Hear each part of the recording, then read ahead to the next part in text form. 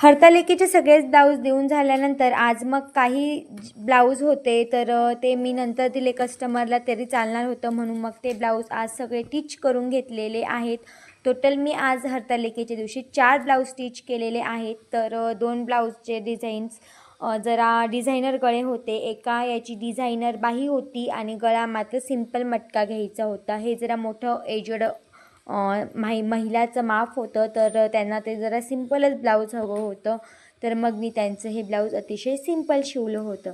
त्यानंतर दुसऱ्या दिवशी छान अशी उत्तरपूजा केली आणि छान तयार होऊन गणपती बाप्पाकडे खाली गेलो. मी हे काही नेल आर्ट केलेलं होतं, तर तेच तुमच्यासोबत शेअर करते. कसं वाटलं मला कमेंट बॉक्समध्ये नक्की सांगा. ॲक्च्युली मी खाली गेल्यावर सुद्धा जरा लांबच उभी होती, कारण की मला पिरियड होता, म्हणूनच मी घरातसुद्धा बाप्पा बसवलेला नाही आहे आणि खालीसुद्धा बाप्पाच्या आरतीला गेली, परंतु अतिशय लांब उभं राहूनच आरती वगैरे झाली. आणि खरंच खाली बाप्पा म्हणजे एकदम घराजवळच बसलेला आहे. आमचा खाली उतरलं की लगेच अंगणातच आहे.